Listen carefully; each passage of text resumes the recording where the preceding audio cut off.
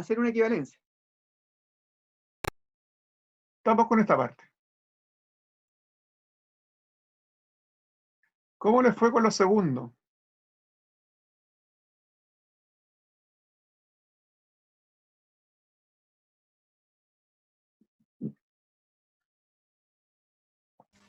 Lo del mapa conceptual. Con el flujo, ¿sí?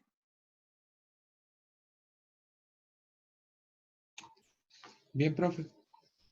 ¿Sí? Ya.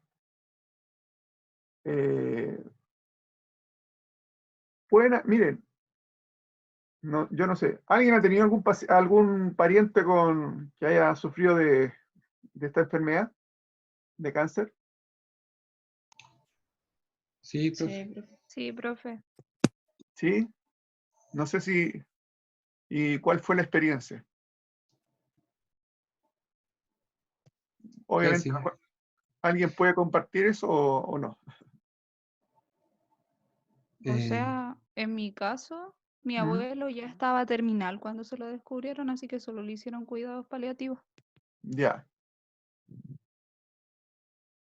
¿Y tú sabes cómo fue el flujo? O sea, a él, ¿cómo se lo pesquisaron? Lo que pasa es que él tuvo cáncer al recto ¿Ya? y le dolía mucho la guata y cuando iba al baño, en vez de hacer caquita, hacía sangre. Entonces lo Sangrado. llevamos al doctor y le dijeron que ya estaba terminal, de hecho le dieron como un mes. ¿Ya? Así que lo tuvimos con cuidados paliativos. En un mes pasó de estar súper bien a hablar. Después de que le dijeron que tenía cáncer terminal, ya no hablaba, ya no se levantaba ni nada. Entonces ¿Ya? lo mantuvieron solo con morfina. Y dime una cosa, ¿y cómo le hicieron algún examen? Oh, no recuerdo, es que eso lo vio mi mamá directamente. Ya, Entonces no recuerdo. Creo que le trataron de hacer quimio, pero fue a una sesión y dijo que se sentía súper mal. Y no quiso ir nunca más. ya. ¿Y cómo, o sea, cómo determinaron que era terminal o no? Creo que le hicieron un montón de exámenes, pero ¿Ya? no recuerdo bien, no sé, no recuerdo exactamente qué exámenes le hicieron, Ya, pero después le dijeron que podían aplicarle quimio, fue a una, dijo que no quería ir más y ya le dijeron que tenía como para un mes ya, y de ahí se descompensó. ya. Pucha, qué letra, ¿eh? ¿Y alguien Profesor, dígame, en mi caso fue mi abuelito que comenzó con tos con sangre, se le hizo el examen de tuberculosis, salió negativo, ¿ya? le conseguí una hora para hacerle un escáner al ¿Ya? pulmón con contraste y ahí se vio la masa. ¿Ya? Ya de ahí automáticamente buscamos a un broncopulmonar ¿Ya? acá en el hospital de la Cato ¿Ya? y ahí le tomaron biopsia, ¿Ya? ahí. Y ya de ahí lo derivaron a la FAL. ¿Ya? Y ahí ya comenzó con quimio. ¿Ya? Primero se sometió a una cirugía donde le sacaron una parte del pulmón y ¿Ya? comenzó automáticamente con quimio. ¿Ya? Y no alcanzó a hacer radioterapia, pero falleció. ¿Ya? Ok. Se, más o menos, chicos, o sea, pidiendo, o sea, em, les preguntaba esto, o sea, porque un poco para visualizar, para que, para que vieran más o menos cómo es la manera que se procede en cuanto a la forma de decisión de qué hacer, qué no hacer, ¿m? En cuanto a tratamiento. ¿M? Entonces, por eso que en el fondo yo les comentaba, no sé si alcancé a comentarlo, acerca de cómo era, entre comillas, como el flujo para poder tomar la decisión. ¿Ya? Yo sé que no le gustan los precios.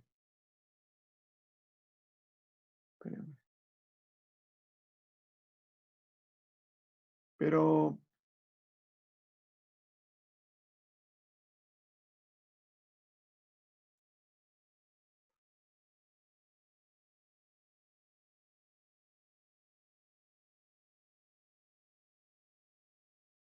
miren, en general, ante los síntomas que se tienen de una anomalía que en el fondo no está haciendo, bueno, no es algo que es habitual dentro del tratamiento, más o menos el flujo de un tratamiento oncológico va así, o sea, en general el paciente sufre el síntoma y lo primero es ver el diagnóstico, si es oncológico o no es oncológico. En caso de ser oncológico, lo primero que hay que hacer es una etapificación, ¿ok? Ver de qué se trata, si es cáncer, en el fondo, ver cuál es su etapa. Y para poder determinar eso, hacemos los estudios de extensión que se llaman. Los PET, el PET-CT, un CT, resonancia, medicina nuclear, ecografía, mamografía, radiografía, lo que sea, en cuanto a imágenes. También se puede hacer los marcadores biológicos, antígenos, hormonas, qué sé yo, proteína C, qué sé yo, de ese estilo, ¿ok? Que son los que nos permiten, entre comillas, discriminar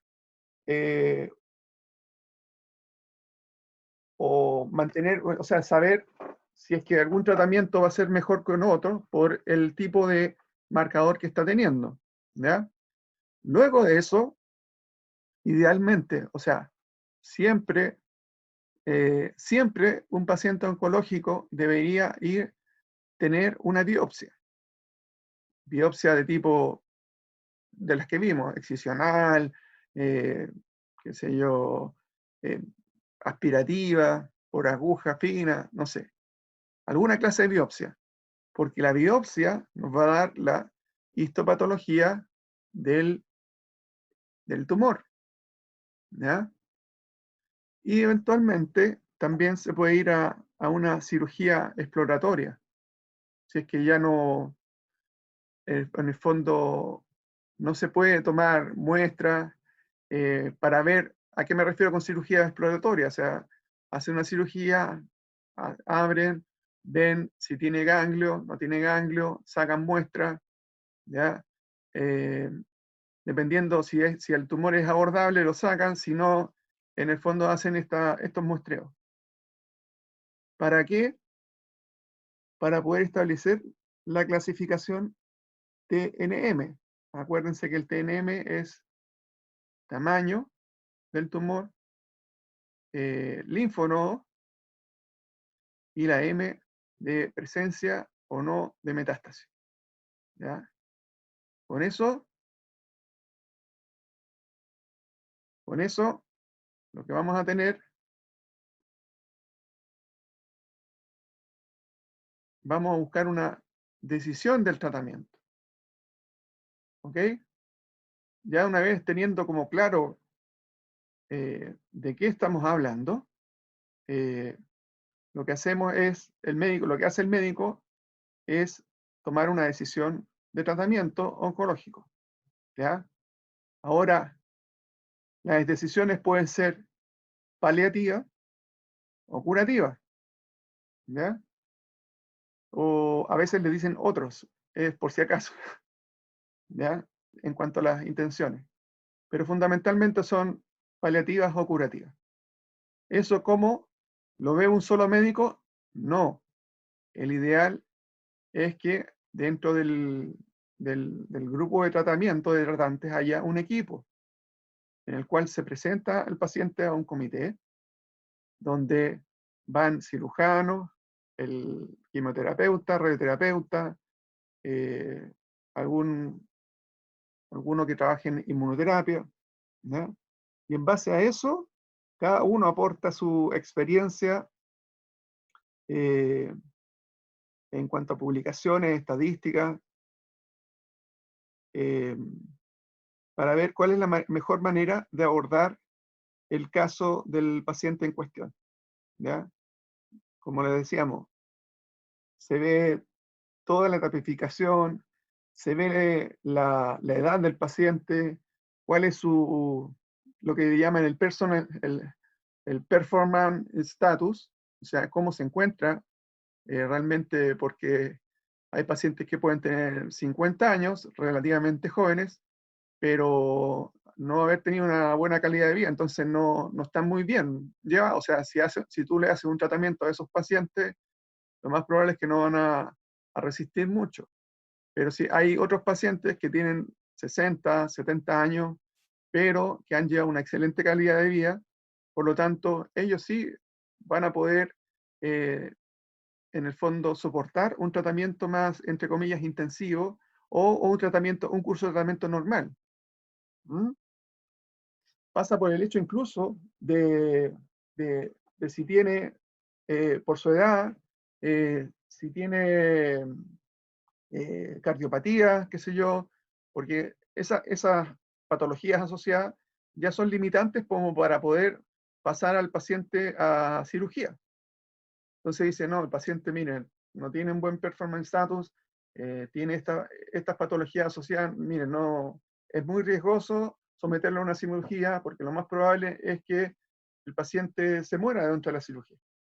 Entonces ahí, bueno, van tomando todos estos factores como para ir determinando cuál es el mejor tratamiento o la combinación de tratamientos para poder lograr una cura o una buena calidad de vida. ¿Ya? Entonces, si se decide hacer un tratamiento de tipo curativo o paliativo, bueno, se establece primero la zona anatómica a tratar, el esquema y el esquema de tratamiento. Para eso, nuevamente, PNM, en el caso de la radioterapia está pensada para un tratamiento que le llaman locorregional. Locorregional significa que es el lecho en la zona donde está el tumor y los linfonodos que están asociados. En el caso de la quimioterapia, es un tratamiento sistémico. Los tratamientos sistémicos, ¿por qué? Porque en el fondo lo que estamos haciendo es inyectarle un fármaco o, qué sé yo, un antibiótico muy potente que va a circular por todo el organismo. Y obviamente las reacciones van a ser dependiendo por dónde pase este fármaco. Y dependiendo del tipo de droga, ¿ya? Que se le caiga el pelo, los vómitos, qué sé yo, las náuseas, ¿ya? Es como clásico de algunos tipos de quimioterapia. Algunos pacientes nos dicen, pues, oiga, a todos los pacientes de radioterapia se les cae el pelo. Nosotros decimos, mire, dependiendo si le tratamos la cabeza se le va a caer el pelo, pero si no le tratamos la cabeza no se les va a caer el pelo. Y por lo general los pacientes llegan sin pelo después de la quimio, ¿ya? Bueno, eso es un... Por ejemplo, yo les puse aquí este ejemplo. Tenemos un paciente, llegó un paciente con un cáncer de próstata, con un T3, N3, M0. T3, ¿qué significa? Que el tamaño de su tumor está tomando cerca de un lóbulo, un lóbulo completo de la próstata, e incluso está saliéndose de la cápsula de la próstata. N3 es porque le hicieron un muestreo ganglionar, al paciente lo operaron, ¿ya? Le sacaron una cierta cantidad de ganglios linfáticos, de los cuales 3 salieron positivos, ¿ya? Y M0 porque ya no tiene metástasis, ¿ya? Entonces, en el caso de la radioterapia, lo que vamos a hacer es tratar la zona donde está el tumor en conjunto con la zona de los linfonodos al cual va a estar drenando, ¿ya? Y luego vamos a hacer un escalamiento de dosis, ¿ya? Para eso, el tumor con los linfonodos vamos a darle 45 Gray a todo, ¿ya? Luego vamos a aumentar a la próstata más las vesículas seminales y le vamos a dar 9 Gray, ¿ya? Por lo tanto, ahí ya tenemos 34. Y después vamos a terminar dándole 21,6 Gray solamente a la próstata, ¿ya? Entonces, las dosis totales vamos a tener 45 a todos los linfonodos pelvianos, porque irradiamos la próstata, vesículas seminales y los linfonodos, todo a 45, ¿ya? Después, como a darle 9, vamos a llegar a 54 Gray a la próstata más las vesículas seminales. Y luego nos vamos a sacar las vesículas seminales de encima y vamos a llegar a 75,6 Gray por día. En total, perdón. ¿Ya? Más o menos, a esto me refería con irradiar la zona donde estaba la próstata, que es la que está acá, y estos son los linfonodos pelvianos. Vamos para arriba. Por eso esta forma.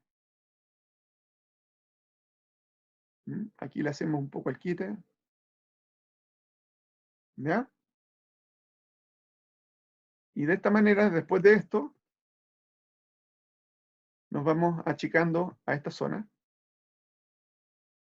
Ustedes se fijan, para hacer el escalamiento. ¿Ya? Eso es lo que nosotros pretendemos hacer. Para hacer eso, bueno, el paciente llegó, va a ingresar al proceso de la radioterapia. O sea, esto, lo que pasó aquí, esto, hicimos la decisión y todo, fue cuando llegó el paciente a la consulta y el médico radioterapeuta examinó todos los exámenes, vio todos los exámenes, vio y con eso dijo, o sea, determinó, bueno, cuál es la dosis que van a tener que tratar, la dosis por día, y de ahí, y el tipo de fraccionamiento, cómo hacer. Entonces, ya tomada la decisión, el paciente va a ingresar al proceso de la radioterapia. Lo primero que hace el paciente, lo citan para una simulación de tratamiento y movilización.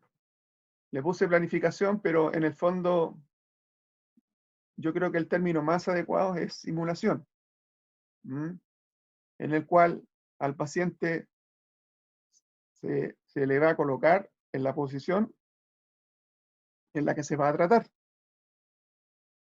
¿Ok? Por lo tanto, esa posición debe ser lo más cómoda y reproducible posible. ¿Ya? Y para eso existen ciertos aditamentos, como por ejemplo este que es para poder fijar las piernas, así. La idea es siempre dejarlo en la misma posición. Este como para fijar los brazos. Lo que tenemos aquí el paciente apoya su cabeza, se acuesta de espalda. Apoya su cabeza, levanta los brazos sobre la cabeza, se toma de estas barras y deja, posa los brazos en estas como alas. ¿Ya? O fíjense este otro sistema que es como una especie de colchón. ¿Ya? Este colchón se llaman backlock, ¿ya? O son bolsas con pluma vid que después se le hace vacío. ¿Ya? El paciente se acuesta, se pone en la posición con la cabeza, los brazos arriba, y luego a esta bolsa se comienza a sacar el aire. No sé si alcanzan a ver aquí, hay como una valvulita, se conecta a una bomba que empieza a hacer vacío. Y mientras se está haciendo vacío, uno le empieza a dar la forma a este colchón. ¿Ya?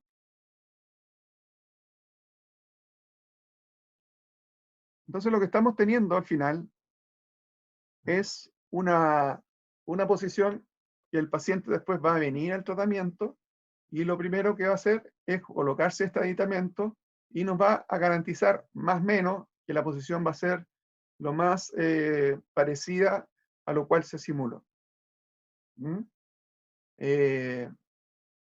Ahí lo que están viendo ustedes es una máscara termoplástica, ¿ya? Estas máscaras, ¿cómo se fabrican? Es un material que en el fondo se calienta en agua caliente o también eventualmente puede ser con aire caliente, y al calentarse así, se pone muy maleable. Luego se le pone encima, se le da la forma del paciente para fijar la posición y se deja enfriar. Una vez que está frío, este toma la forma y nosotros lo que hacemos es poner marcas de referencia, ¿ya? Y luego la máscara se saca y cada vez nuevamente que viene el paciente al tratamiento, el paciente se acuesta, se pone nuevamente la máscara y con eso garantizamos que en el fondo también pues, va a tener una posición bastante similar. Apoyos para la cabeza, fíjense, hay de distintas formas, de distintos tamaños, dependiendo de cómo uno es lo que quiera poner al paciente. ¿Ya? Fíjense, por ejemplo, este caso, un cáncer de mama. ¿Okay? La paciente se acuesta con el brazo arriba, ¿ya? Y en este caso se le hizo una especie de máscara a la zona donde estaba la máscara, perdón, la mama. ¿Ya? Hay distintas clases de opciones como para poder hacer sistemas de inmovilización.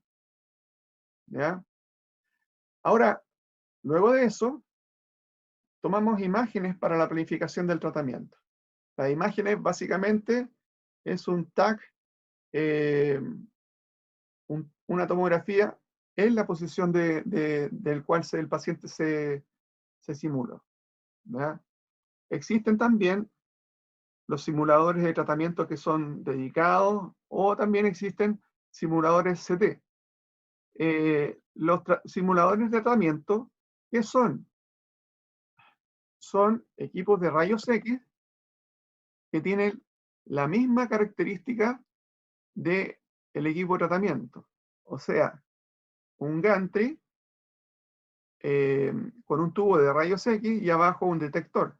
Y acá también tenemos una camilla que permite subir, bajar al paciente y también permite hacer rotaciones. ¿Ya? Ahora, lo que hace en el fondo es tomar radiografías, ¿ya? Y el médico en esta radiografía iba dibujando cuáles son las zonas que va a tratar y cuáles las zonas que hay que proteger de este cuadrado. Ahora, ¿por qué cuadrado? Porque muchos equipos en ese entonces solamente podían hacer cuadrados, ¿ya? Y estas otras formas se fabricaban con un material que se llamaba Cerrovent, que permitía darle la forma al campo de tratamiento. Hoy en día, lo que ya ese simulador de tratamiento va en salida y o sea, y de hecho muchos centros ya no tienen ese simulador, lo que tiene es un simulador CT. En el fondo, es un escáner que el requisito que debe tener ese escáner es tener un agujero lo bastante grande, idealmente sobre los 80 centímetros, para poder que el paciente, una vez simulado, sea capaz de ingresar con todos los aditamentos dentro del gantry y poder escanearlo, ¿ya? En la misma posición que se va a tratar. Lo otro importante que debe tener es un sistema de láser externo, ¿ya? Este sistema de láser nos permite colocar, fijar una coordenada de posicionamiento, ¿ya? Inicial. Porque en fondo, con el escáner, nosotros podemos tomar el escáner, pero no definir en el momento el volumen a tratar. Lo que estamos definiendo es la zona, básicamente. Pero para definir la zona y después hacer la planificación, necesitamos tener puntos de referencia. Entonces, a esos puntos de referencia, por ejemplo, en el caso de la máscara, se hacen unas cruces, por un lado, por el otro, ya, izquierda, derecha, sagital, y pueden hacerse también tatuajes. Esos tatuajes, cuando el paciente, y esos tatuajes y las cruces, cuando el paciente llega al equipo de tratamiento, se hace calzar con unos láser bastante similares a estos, y se hacen los movimientos necesarios para quedar en el isocentro de tratamiento, ¿ya? Luego de eso, con esas imágenes, las vamos a ingresar a un TPS, Treatment Planning System, o Sistema de Planificación de Tratamiento, un software de planificación de tratamiento. Este software posee todas las características geométricas y dosimétricas del equipo de tratamiento, ¿ya? O sea, me va a permitir poner el gantry en una posición, dar la forma del campo de tratamiento, irradiar de manera virtual el volumen tumoral e ir determinando qué dosis voy a dar por un lado, qué dosis por el otro, cómo voy a proteger, todos estos detalles, ¿ya? Y lo primero que se hace en estas imágenes, lo primero que hacemos es dibujar al paciente y comenzar a dibujar los posibles órganos de riesgo. En este caso, por ejemplo, en cáncer de próstata, se pinta la vejiga, se pinta el recto, y el médico es el que dibuja la próstata. ¿Mm? El médico determina cuáles son los volúmenes que... Esto es como para empezar a delimitar ya como el órgano más radiosensible. Correcto. Porque a un software tú tienes que decirle, mira, esto es aire, esto es el paciente, ¿ya? Para que en el fondo pueda hacer la discriminación y de la dosis que se va a entregar, ¿ya? Acuérdense, ¿qué es lo que alguien me puede decir qué es lo que es dosis? ¿Cuál es el concepto de dosis? ¿Y qué se diferencia con exposición?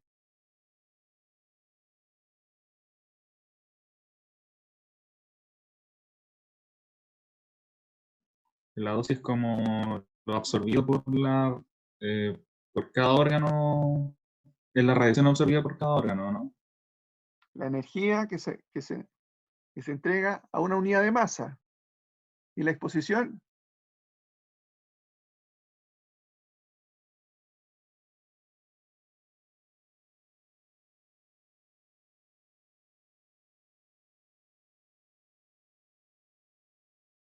Está más enfocado, profe, al tiempo que la persona está bajo los efectos de la radiación.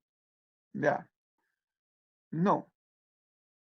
La diferencia entre dosis y exposición es, ojo, exposición es, entre comillas, la cantidad de ionizaciones que yo produzco en una masa de aire. Aire. No sé si han escuchado de cómo medimos la dosis de radiación, cómo medimos la radiación. Por el kerma aire.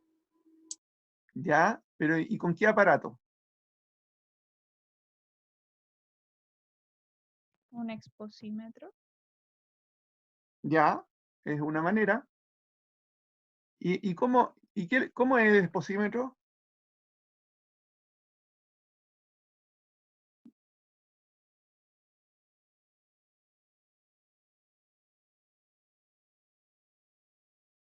Ya.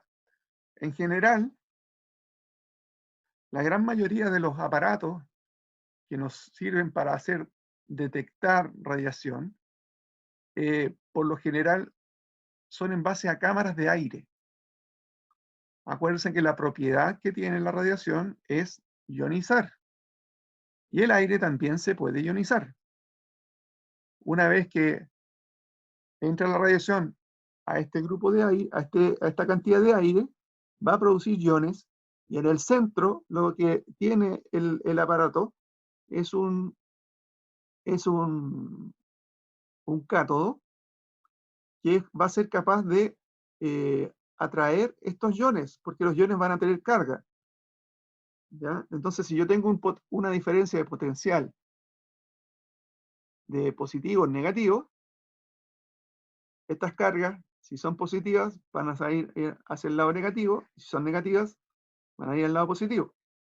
Y eso es lo que yo voy a contabilizar dependiendo, o sea, esas ionizaciones, esa detección, se va a traducir en una señal de corriente. Y eso es la que me entrega la medida que yo estoy sintiendo, mira, está llegando tanta cantidad de radiación. Lo que nosotros medimos con estos aparatos es exposición, porque lo mido en aire. Pero cuando yo hablo de dosis de radiación dentro de un paciente, es dentro de un volumen, de una masa, de un tejido. ¿Ya? A eso yo me refiero con dosis, en vez de exposición. Acuérdense, dosis es lo que le entregamos a una unidad de masa, en este caso a los tejidos. ¿Ya? Por eso es importante que a un software lo que tenemos que hacer es, en el fondo, decirle, mira, esto es aire, esto es el paciente, esto va a ser el tejido. Y de este tejido, esto corresponde a la vejiga, esto corresponde al recto, esto corresponde a las cabezas femorales, qué sé yo. ¿Ya? ¿Está más claro?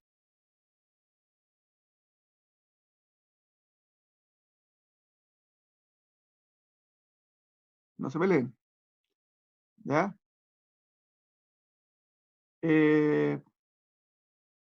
Entonces, una vez que yo le dije eso, y todos pintamos lo que teníamos que pintar, el paciente, los órganos, el volumen blanco, órganos de riesgo, lo que hacemos es ir bueno, perdón, se pintan los órganos vamos a pintar los órganos de volúmenes de tratamiento y los órganos de riesgo. ¿Ya? Acuérdense, volumen de tratamiento, fundamentalmente tenemos el GTB, que es lo que el médico puede mirar, lo que se ve macroscópicamente, lo grosero, volumen tumoral grosero, en fondo lo visible. Luego de eso tenemos el CTB, que es el volumen blanco clínico, ¿ya? Que en el fondo es decir, mira, este tumor es de este tamaño, pero puede haber microinvasión hacia este tejido que está al lado o a los linfonodos. ¿Ya? Si este tiene alguna clase de movimiento, se determina un ITB, un volumen de blanco con un margen interno, por efecto del movimiento. Y a esto se le hace un margen extra del famoso PTB, el volumen blanco de planificación. Es a este el que nosotros, con este es el que trabajamos. ¿Ya? A este buscamos la mejor forma de irradiar este que se llama PTB. un ejemplo, miren. Supongamos que este paciente tiene un cáncer a pulmón. Y eso que ven ustedes rayadito. ¿Ya? Entonces, el médico lo primero que hace es marcar, fíjense, lo que es el GTB. ¿Ya? Todo lo que estamos ahí. Bueno, una vez marcado eso, él dice, ya, miren, este tumor puede tener una extensión de 1 centímetro, 1,5, qué sé yo. Por eso lo marca el GTB más una pequeña extensión que va a ser el CTB. Y lo más probable es que la vía de escape de este tumor sea a través de los linfonodos. Por eso es lo que marca un CTB2. Y luego a eso, si esto se mueve mucho, marcamos un ITB y con eso, luego, nuevamente, marcamos lo que es un PTB, que va a englobar todo lo que va a tratamiento. ¿Ya? Eso es la definición. ¿Ya? Tenemos OARS, que son los órganos de riesgo, un margen interno y un volumen de planificación para los órganos de riesgo. ¿A qué me refiero? Si el tumor se mueve con el movimiento respiratorio, también nosotros podemos tener estructuras que eventualmente sean órganos de riesgo, que obviamente se van a mover también junto con el tumor, con el movimiento respiratorio. Entonces, a eso también tengo que eventualmente determinar un margen interno y cuando nosotros trabajamos con estos órganos de riesgo, también existe la probabilidad que en el fondo estos se muevan, no queden exactamente en la misma posición, ¿ok? Entonces, por eso uno hace un volumen a los órganos de riesgo. Con eso pasamos a la planificación dosimétrica. Ya determinado todos los volúmenes,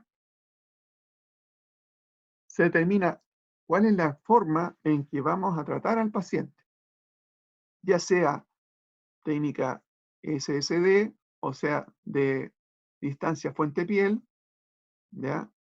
En el fondo de que es poner el centro de rotación, y eso es el isocentro, en la superficie del paciente, o poner el centro de rotación dentro del paciente. Una vez que eso, determinando eso, vamos viendo por dónde vamos a entrar, ¿ya? ¿Cuál es la mejor angulación? ¿Cuál es la posición del colimador? ¿Okay? ¿Cuál es la mejor posición de las protecciones que vamos a fabricar? Decidir por qué clase de radiación vamos a tratar, dependiendo sea el caso, pueden ser fotones, electrones, qué sé yo. Y una vez teniendo todo eso determinado, se hacen los cálculos de tiempo de exposición, ¿ya? O unidades de monitor. ¿A qué me refiero con tiempo de exposición? Los tiempos de exposición es un término que uno usa cuando tratas con bombas de cobalto, con equipos de cobalto. Hoy en día casi no hay equipos de cobalto. Me parece que el único lugar que está teniendo equipos de cobalto es el Instituto Nacional del Cáncer. Me parece. Pero la gran mayoría de los centros tienen aceleradores lineales. Y en el caso de los aceleradores lineales, se habla de unidades de monitor, ¿ya? En el fondo es una unidad que tiene el acelerador lineal y lo que hacen los físicos es en el fondo calibrar la cantidad de unidades de monitor para dar un gray en una condición de referencia, ¿ya? Que en general es en el isocentro a 5 centímetros, dependiendo sea el protocolo a usar.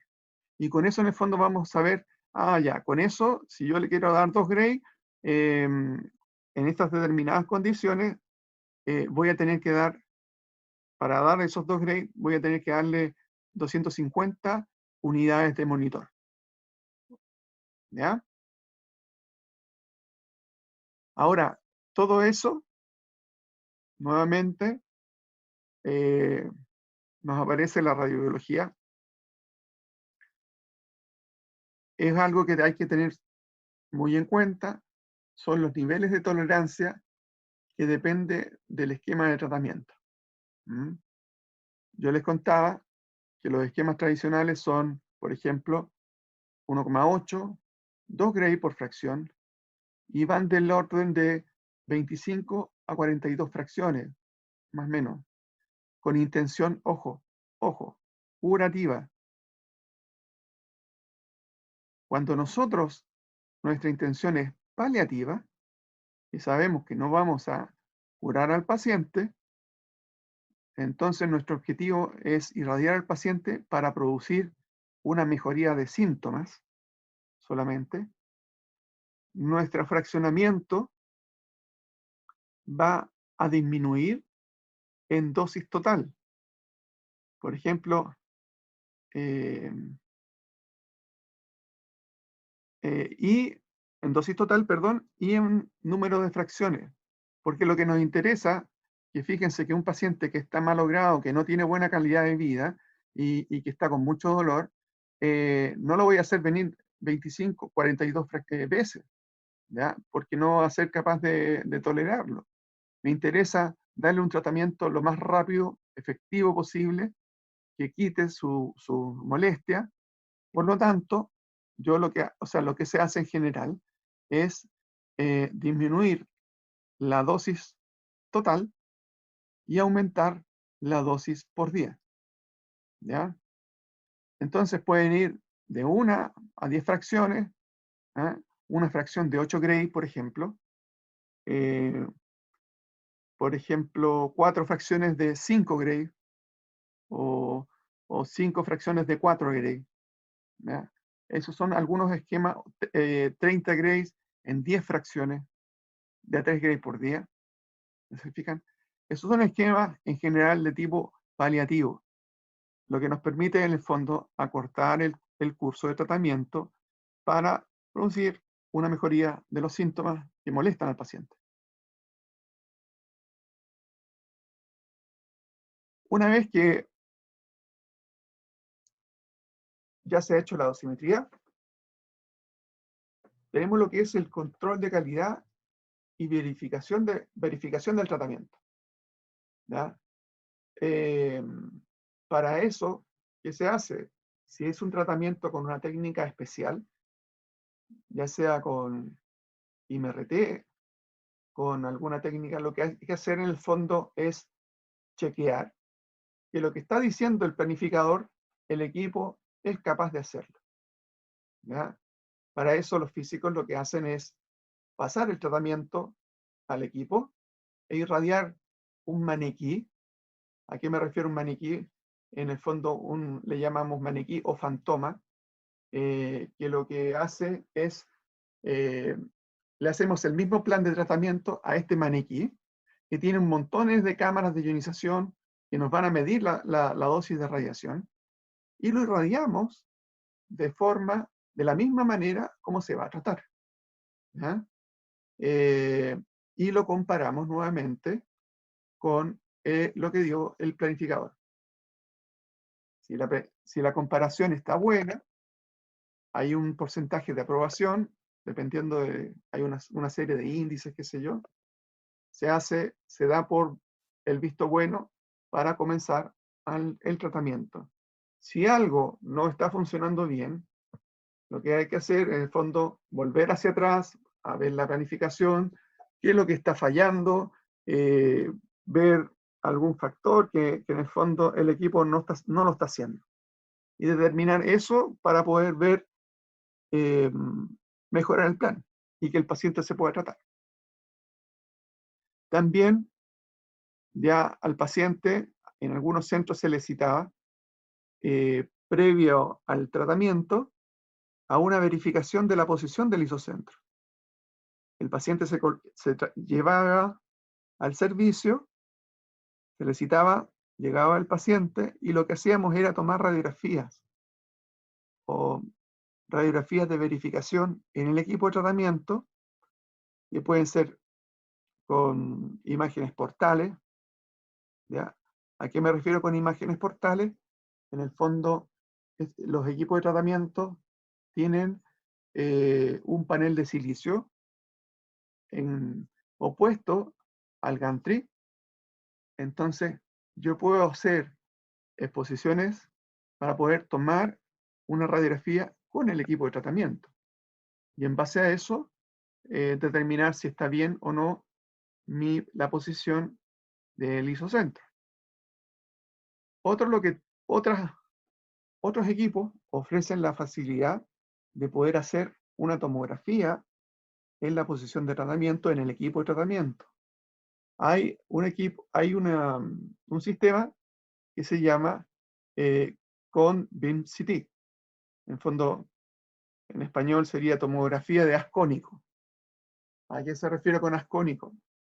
Los escáneres lo que hacen es ir haciendo cortes con haces finos. ¿Ok? Por eso lo coliman. Y haces finos de 1 milímetro, 0,5, qué sé yo, hasta de 1 centímetro, dependiendo sea la necesidad. ¿Ya? En el caso de la tomografía de haz cónico, lo que se hace es un escáner, pero con un campo, con un equipo de rayos X que va, entre comillas, a irradiar todo el volumen del paciente de una sola vez. ¿Mm? Entonces, haciendo un giro y luego por debajo va haciendo el giro con el tubo de rayos X y después debajo va tomando, hay un panel de silicio que va tomando estas imágenes, ¿ya? Por determinados ángulos, o sea, cada 2 grados, cada 3 grados, no lo sé, ¿Mm? Y en base a eso es capaz de reconstruir el volumen del paciente, como hacer una tomografía, pero en el equipo de tratamiento. Entonces, ese volumen nosotros podemos compararlo con el volumen de tratamiento de la simulación y podemos ver si estamos bien ubicados o hay que hacer movimientos adicionales para quedar en la mejor posición posible. ¿Ya? Lo más parecido a lo que pasó en el planificador. ¿Ya? Una vez que ya estamos todos chequeados con el paciente, sabemos dónde hay que apuntar, qué sé yo, existen sistemas, vamos al tratamiento. Ahora, para el tratamiento, existen software que nos permiten transmitir toda la información de lo que se hizo con el paciente en la planificación de tratamiento. En el fondo, la información tales como posición del gantry, posiciones de colimador, posición de multihojas, qué sé yo, cantidad de unidades de monitor que hay que dar por cada campo. Imagínense, dependiendo de eso, pueden ser fácilmente, pueden ser datos de 30, 40 datos, o sea, perdón, alrededor sí, de unos 10 o 12 datos por campo de radiación. Entonces 10 a 12 datos multiplicado por 10, por 6, por 7, ya es una cantidad considerable. Entonces, imagínense si eso lo tuviéramos que ingresar a mano. La probabilidad de que nos equivoquemos es terriblemente alta. ¿Ya? Lo más probable es que si estamos escribiendo, nos vamos a equivocar. Y un error basta con que transpongamos un número y en vez de 125 unidades de monitor, podemos pasar a 521 o 215 unidades de monitor y producirle una sobredosis de radiación o subdosis de radiación por un efecto solamente de estar lidiando. Para eso son los sistemas de transmisión de datos y que estos se llaman sistemas de verificación y registro de dosis. Estos sistemas de transmisión de datos mandan toda la información del planificador al equipo de tratamiento. Entonces, la información para tratarlo va a ir hacia el equipo de tratamiento. El equipo de tratamiento la va a procesar, la va a ejecutar, y una vez ejecutada, le va a decir al sistema de transmisión de datos, mira, se ejecutó esto, bien, esto, esto y esto. Por lo tanto, como está todo bien, yo puedo pasar a tratar.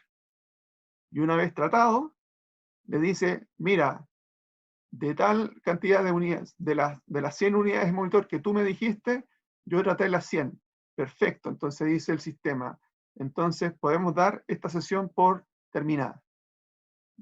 Si existe algún problema, por ejemplo, que se está tratando el paciente y el equipo tuvo alguna falla y no pudo terminar la sesión de tratamiento, lo que va a pasar es que va a mandar esa información al sistema de registro de dosis, que es el mismo software, transmisión de datos y sistema de verificación y registro de dosis, y le va a decir, va a quedar registrado que en el fondo de las 100 unidades del monitor, por ejemplo, solamente se dieron 80. Entonces, la dosis por ese día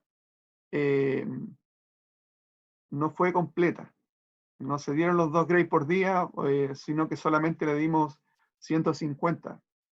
¿Ya? Y eso queda registrado dentro del software. ¿Ya? Una de las gracias es esa, puedes tener todo registrado. ¿Para qué? Para poder hacer evaluaciones de que el tratamiento fue efectivo, no fue efectivo, si tuvimos problemas, qué clase de problemas,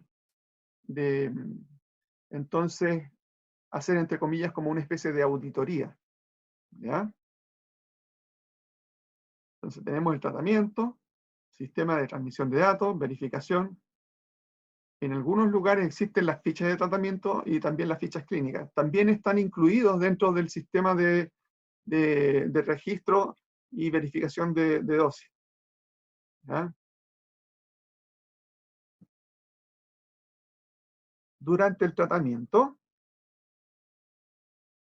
que se está haciendo el tratamiento del paciente, lo que va a haber, en el fondo, va a haber un seguimiento clínico del paciente. ¿Cómo está? Si está soportando bien el tratamiento. ¿Ya? Si en el fondo necesita alguna clase de ayuda. ¿Ya? Eso es un seguimiento clínico.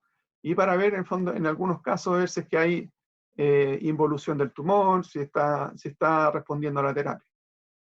Ya una vez terminado el tratamiento, al paciente también se le sigue siguiendo. Sigue siguiendo. Para determinar, nuevamente, ir viendo también lo mismo. Tolerancia al tratamiento, porque acuérdense, existen las respuestas agudas y también las respuestas tardías. Entonces, por ahí, de ahí la importancia del seguimiento clínico. Ver cómo va, si no ha tenido mayor complicación, mayor molestia. Entonces, esa es uno de los objetivos del tratamiento clínico. Ahora, todo este proceso de la radioterapia siempre está envuelto en un programa de garantía de calidad. ¿Ya? Un programa, ¿a qué me refiero programa? En el fondo un sistema con personas que son, que tienen funciones específicas, que en el fondo también, y nosotros mismos tenemos que ir chequeando que cada parte del proceso se haga según los estándares establecidos. ¿Ok? Eso es un programa de garantía de calidad. ¿Ya? Ahora, ustedes me dirán, oye, los físicos solamente estuvieron metidos dentro de lo que es la verificación del tratamiento. Los físicos están metidos dentro también de todo el programa, haciendo verificaciones en los equipos, haciendo controles de calidad, estableciendo protocolos, verificando que esos protocolos sean lo más adecuados. Ahora, el programa de garantía de calidad no la hacen solamente los físicos, sino que lo hacemos todas las personas que estamos involucradas dentro del proceso. De ahí la importancia de que todos vayan haciendo su aporte, la retroalimentación de cómo se está haciendo el proceso, si tenemos alguna falla, complicaciones, para poder ir mejorando la calidad del tratamiento que estamos teniendo. ¿Ya? ¿Se fijan? Tenemos todo un sistema que está montado dentro de lo que es el proceso, ¿ya? En el cual existen roles que están súper establecidos. Por ejemplo, qué cosas hace el médico, ¿ya? Qué cosas hace el tecnólogo médico, qué cosas tiene que hacer el físico.